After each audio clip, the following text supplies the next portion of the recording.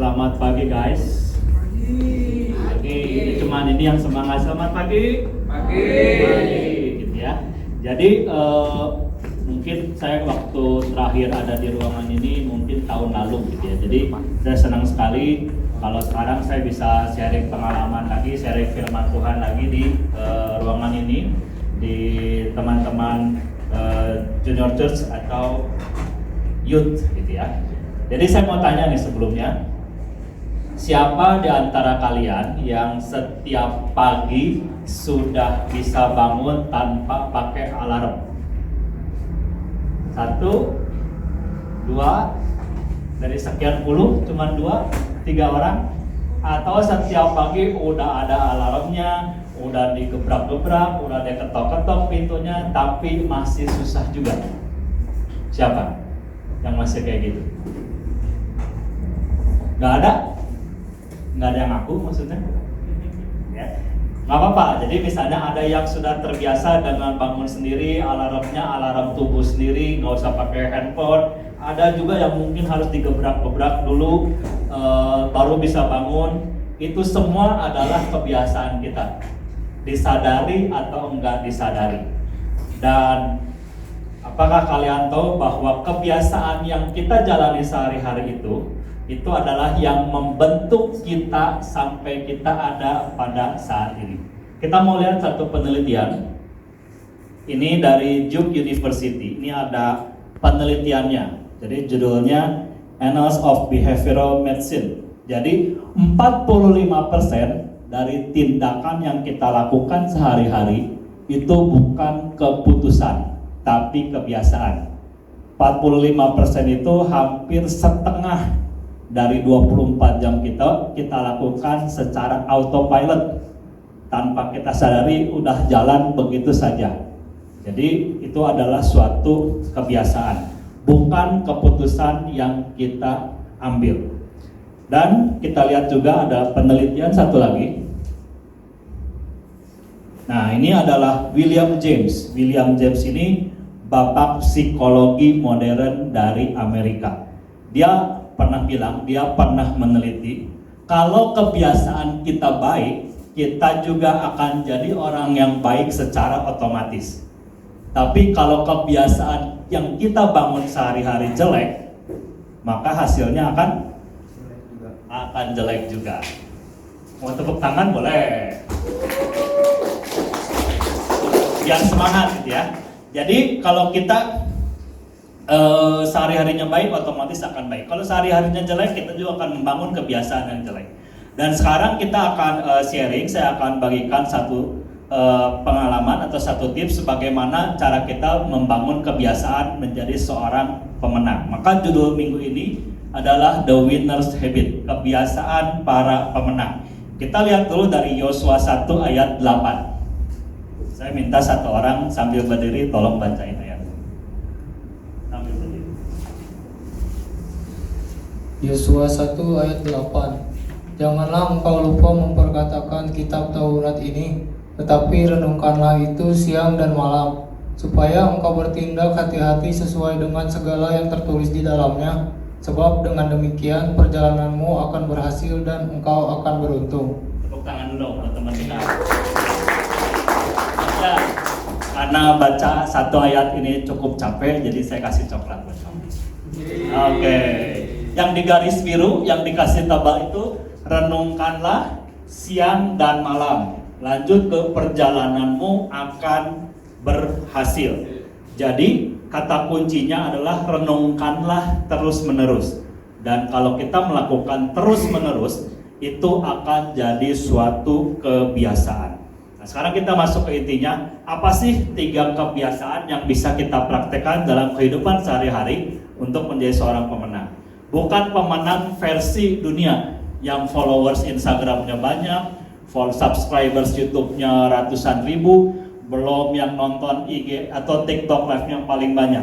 Tapi pemenang versinya Tuhan yang bisa membuat dampak nyata buat kita di sekitar kita. Yang pertama itu kedewasaan. Kedewasaan itu caranya gini. Ada orang yang umur 25 atau 30 tahun, tapi sifatnya masih kekanak-kanakan. Pernah nggak nemu kayak gitu? Udah kayak om-om, udah kayak bapak-bapak, tapi kayak masih anak-anak kelakuannya. Atau ada juga yang umur 17, umur 18, tapi dari cara ngomongnya, dari berperilakunya, itu sudah kelihatan orang dewasa. Contoh lagi, kalau di sekolah, itu ada teman-teman yang mau ngajak ngebully seorang teman.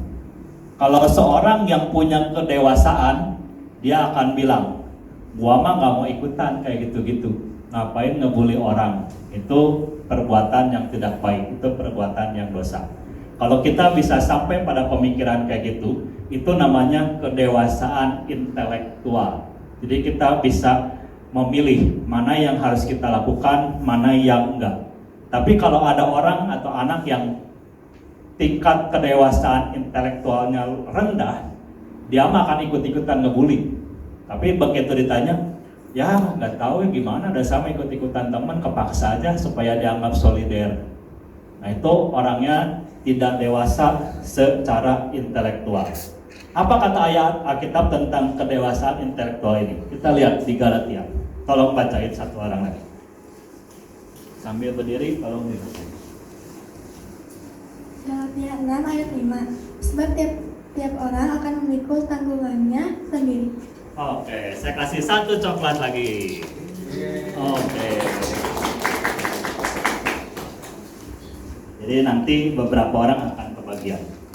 Jadi Galatia 6 ayat 5, sebab tiap orang akan memikul tanggungan sendiri. Apa yang kamu pikirkan, apa yang kamu ambil keputusan untuk tindakan kamu sehari, kamu harus tanggung sendiri-sendiri. Kalau kamu mau ikut ngebully orang, ya nanti akhirnya kamu dihukum, diskors di sekolah, kamu harus tanggung jawab. Tapi kalau kamu bisa tanggung jawab yang baik, kamu akan lihat dampaknya di masyarakat.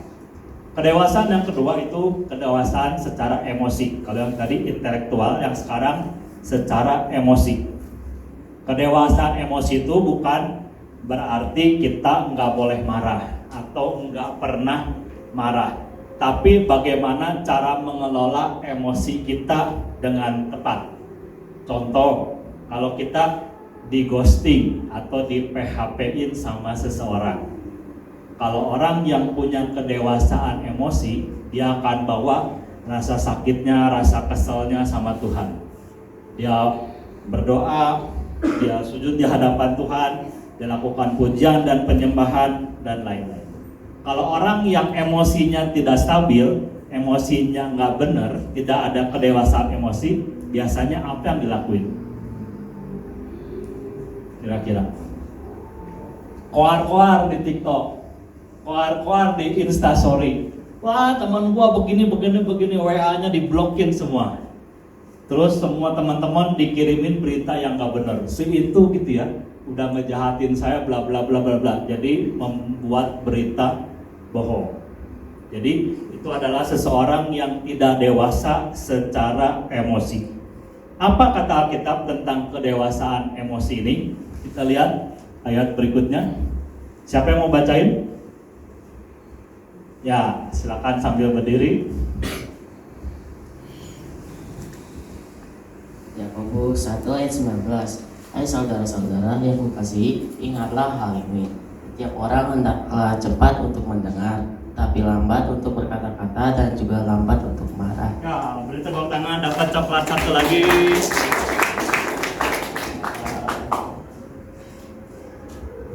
Ya, Yakobus 1 ayat 19. Hai saudara-saudara yang kukasihi, ingatlah hal ini. Setiap orang hendaklah cepat untuk mendengar, dengerin dulu. Tapi lambat untuk berkata-kata, artinya kalau mau ngomong, pikirin dulu.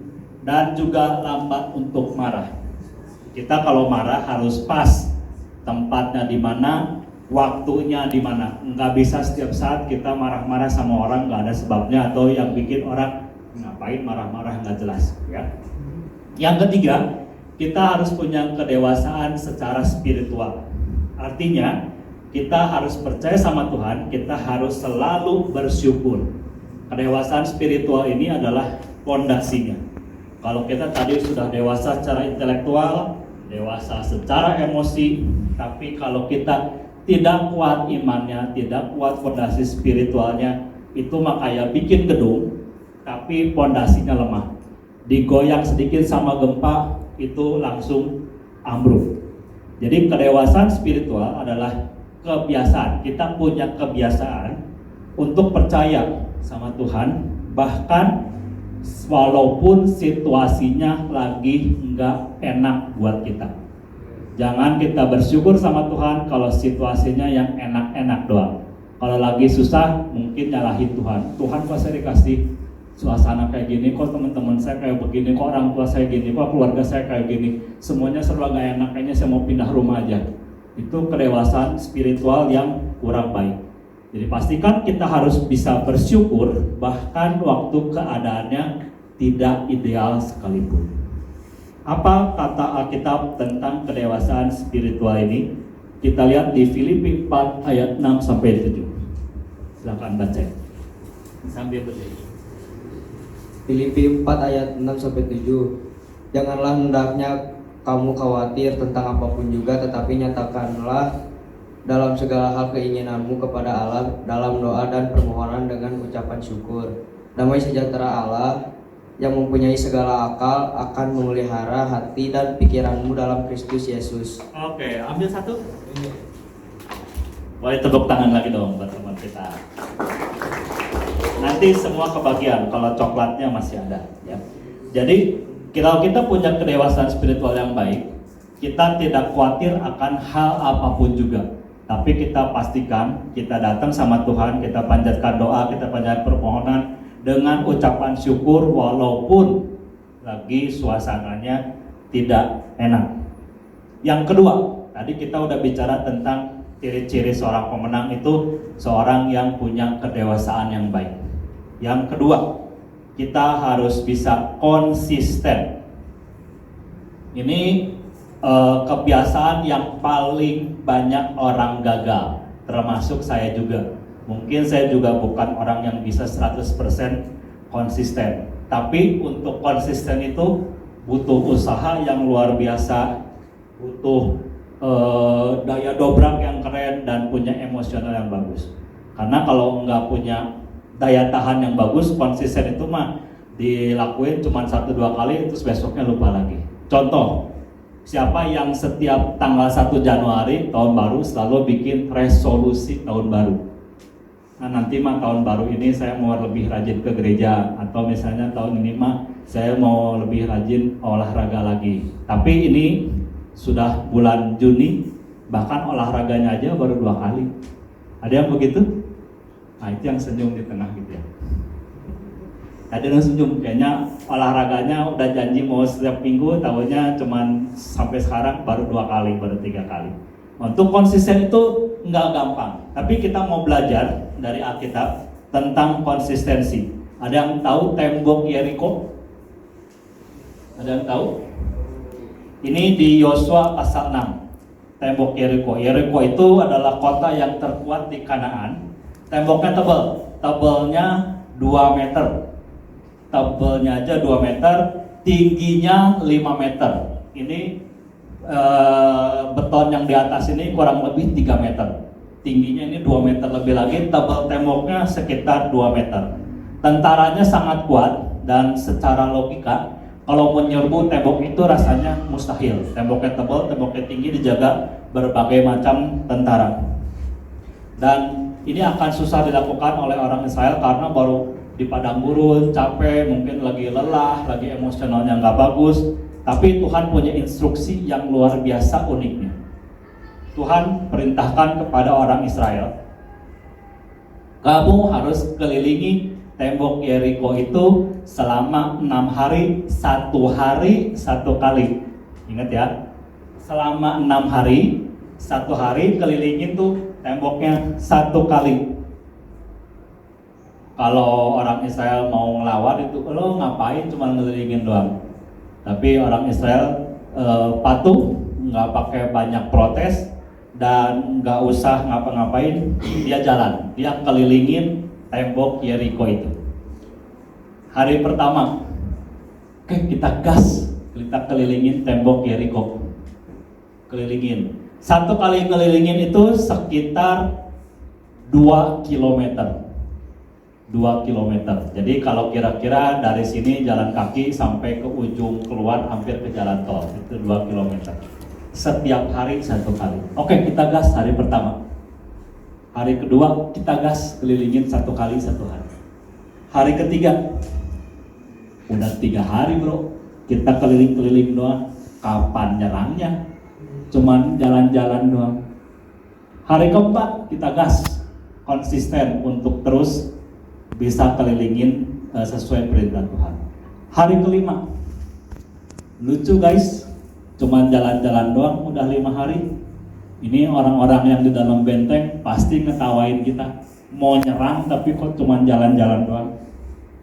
Hari ke-6 kelilingin juga 1 kali. Tapi Tuhan di hari ke-6 ini punya perintah lagi untuk hari ke-7. Besok di hari ke-7 kamu harus keliling tembok ini sebanyak 7 kali. 7 keliling. Artinya lebih capek dari biasanya. Tapi mereka bisa konsisten walaupun mereka nggak tahu ngapain tujuan keliling-keliling kayak begini.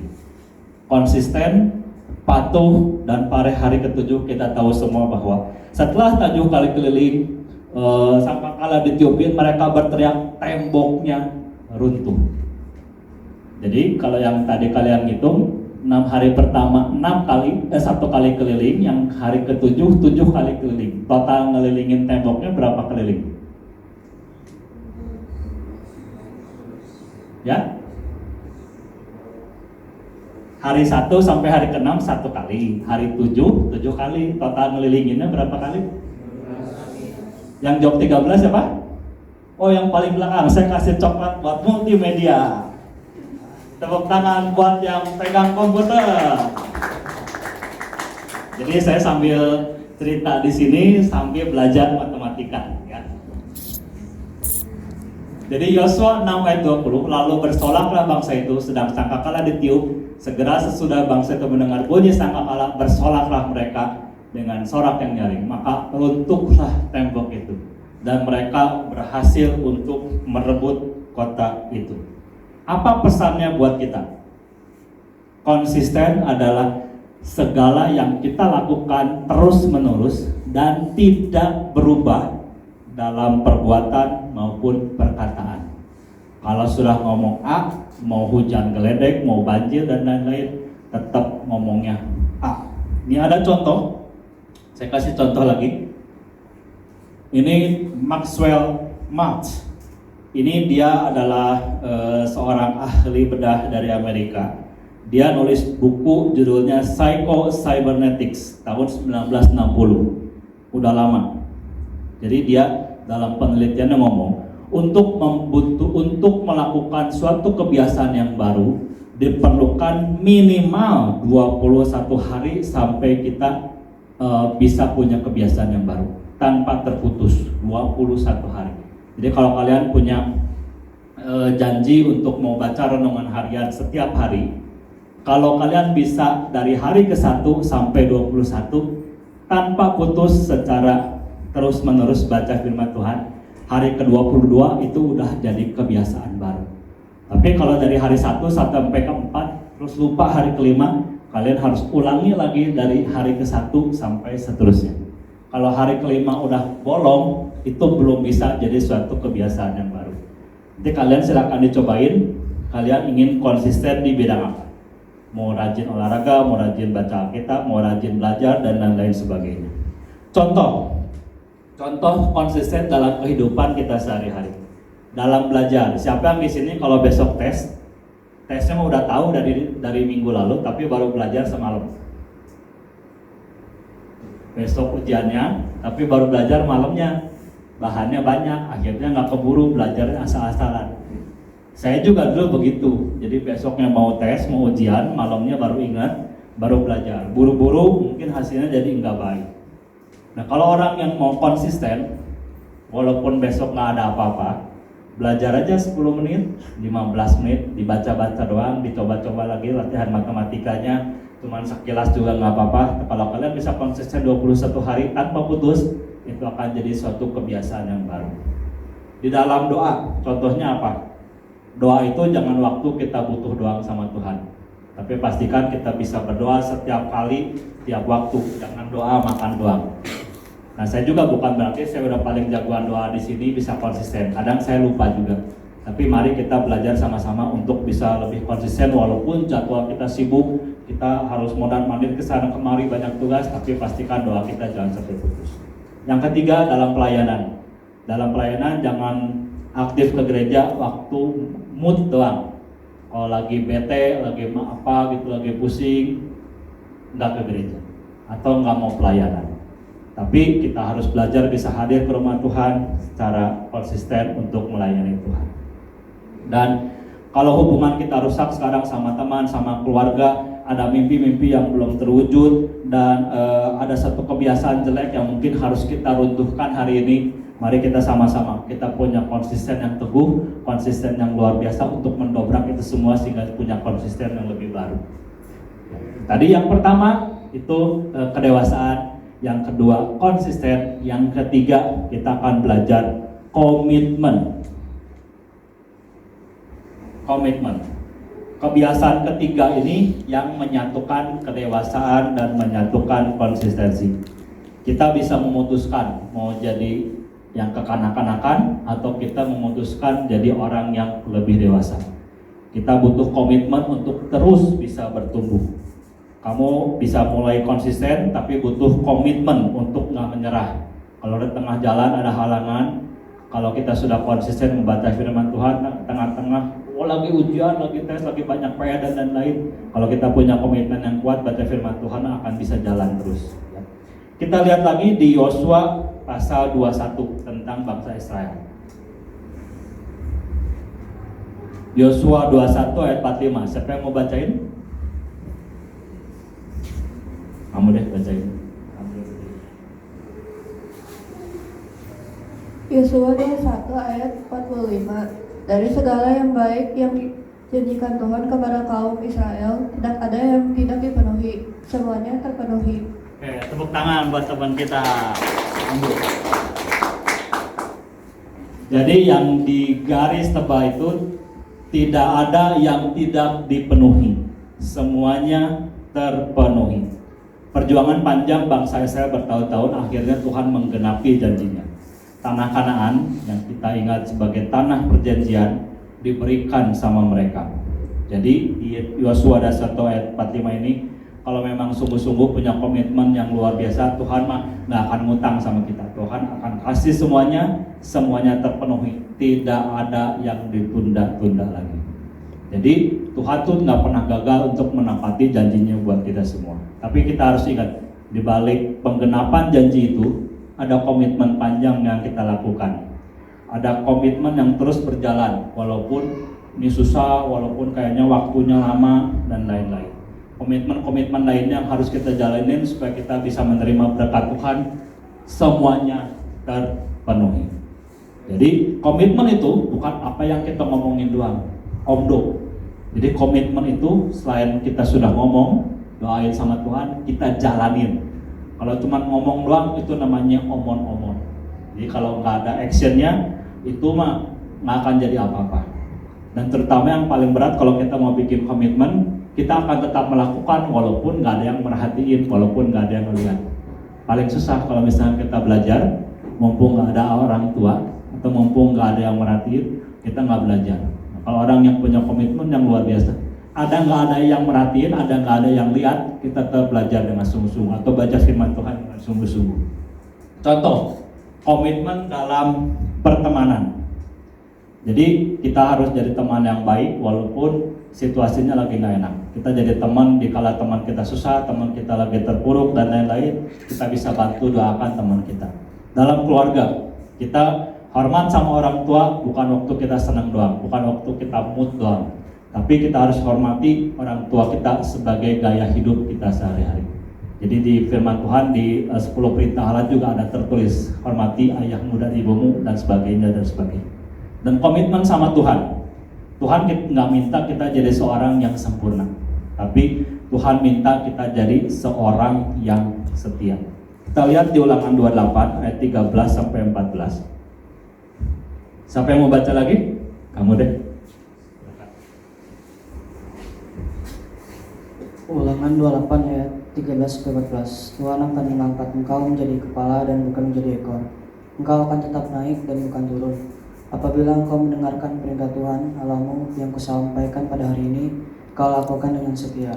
Dan apabila engkau tidak menyimpang ke kanan atau ke kiri dari segala perintah yang kuberikan kepadamu pada hari ini, dengan mengikuti Allah lain dan beribadah kepadanya. Oke, thank you. Coklat lagi satu buat kamu. Oke. Oh, boleh tepuk tangan sekali lagi. Oke. Di sini kita tulis, kita lihat naik bukan turun, kepala bukan ekor. Ini syaratnya jelas. Kalau kita mau jadi kepala bukan jadi ekor, kita mau selalu naik, syaratnya nggak boleh menyimpang ke kanan atau ke kiri. Itulah yang Tuhan akan hormati dari kita. Sebagai cerita penutup, ini saya ada satu foto. Ada yang tahu ini siapa? Susi Pujiastuti? Tahu gitu ya. Ini Menteri Perikanan dan Kelautan zamannya Presiden Pak Jokowi tahun 2014 sampai 2019. Ibu Susi ini lahir di Pangandaran. Dia bahkan sekolahnya aja nggak selesai SMA-nya. Di umur 18 tahun dia mulai bisnis ikan. Modalnya kecil, dari keluarga yang kurang mampu. Dia menjual ikan dan hasil laut dari nelayan itu ke pasar-pasar di Pangandaran. Perjalanannya nggak mulus, perjalanannya penuh lika-liku, tapi dia bisa jalan terus walaupun ada penolakan, ada pernah jadi rugi, ada ketidakpercayaan dari orang-orang. Karena ini ngapain anak muda perempuan jual-jual ikan sok-sok tahu gitu ya. Jadi banyak orang yang meremehkan. Tapi ia punya satu hal yang orang lain mungkin nggak punya saat itu. Ia konsisten, ia punya komitmen, dan ia terus bertumbuh dalam setiap tantangan.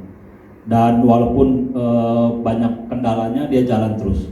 Dia terus jualan ikan, dan lama-lama dia bisa bangun perusahaan ikannya. Dan dari perusahaan ikan itu makin berkembang, makin berkembang, akhirnya dia bisa bikin maskapai penerbangan namanya Susi Air. Bikin pesawat sendiri. Waktu ada tsunami di Aceh tahun 2004, saya nggak tahu kalau udah lahir atau enggak, tapi 2004 ada tsunami besar di Aceh. Kapal-kapal yang besar-besar itu nggak bisa nyampe ke Aceh untuk ngasih bantuan, tapi karena Ibu Susi ini punya komitmen pelayanan yang luar biasa untuk bantu orang, pesawat Susi Air cuman satu-satunya yang bisa nyampe ke Aceh pada saat tsunami untuk memberikan bantuan, tanpa diminta oleh pemerintah, tanpa diminta oleh siapa-siapa. Dia langsung komitmen untuk bantu orang lain. Dia punya komitmen untuk bangsa Indonesia, ingin terus memajukan bangsa Indonesia walaupun mungkin nggak ada yang merhatiin. Nah, kita belajar dari perjalanan Ibu Susi ini, bukan sesuatu yang mulus, ada kendalanya, tapi ia punya kedewasaan, ia punya konsistensi, dan ia punya komitmen yang luar biasa. Jadi hari ini kalau kita udah belajar 3 kebiasaan seorang pemenang, kita jadi orang yang dewasa secara intelektual, secara emosi, secara spiritual, dan kita selalu melakukan hal yang benar terus menerus, bahkan ketika nggak ada yang lihat. Itu artinya kita konsisten. Dan kalau kita orang yang bisa menepati janji sama Tuhan pada sesama dan sama diri sendiri, itu adalah orang yang punya komitmen yang luar biasa. Dan kita lihat di Ulangan 28 tadi, itu masih berlaku. Tuhan ingin kita jadi kepala, bukan jadi ekor. Tuhan ingin kita naik dan bukan turun. Tapi kita harus mulai semua itu mungkin dari bangun pagi, baca firman Tuhan, dan lain sebagainya. Bukan tahun depan, tapi hari ini. Bukan nanti kalau udah lulus SMA, bukan nanti udah lulus SMP, tapi kita harus lakukan hari ini. Mudah-mudahan kita bisa tersadarkan, kita bisa termotivasi, lebih bagus lagi sekarang ambil keputusan. Jangan cuma ngomongnya doang, tapi kita harus lakukan dalam tindakan kita. Roma 12 ayat 2. Janganlah kamu menjadi serupa dengan dunia ini, tetapi berubahlah oleh pembaharuan budimu, sehingga kamu dapat membedakan mana yang kehendak Allah, apa yang baik, yang berkenan kepada Allah, dan yang sempurna. Jadi pastikan kita punya 3 prinsip itu supaya kita bisa naik dan bukan turun, dan jadi kepala bukan ekor. Mari kita berdoa. Terima kasih Tuhan Yesus untuk pada hari ini. karena Engkau tidak pernah berhenti percaya kepada kami, bahkan ketika kami tidak konsisten, ketika kami tidak dewasa dan kami tidak menepati komitmen kami padamu ya Tuhan. Hari ini kami mau memutuskan untuk berubah, kami mau tumbuh dewasa, kami mau konsisten, kami mau komitmen sama Tuhan. Kami tahu kami tidak sempurna Tuhan, tapi kamu mau setia sama Tuhan. Biarlah kebiasaan-kebiasaan kami yang kami lakukan ini menjadi kebiasaan seorang pemenang. Dan bahkan hidup kami menjadi kesaksian untuk memuliakan nama-Mu ya Tuhan. Baik di sekolah, di keluarga, maupun dalam hubungan. Dalam nama Tuhan Yesus yang sama-sama percaya katakan, Amin.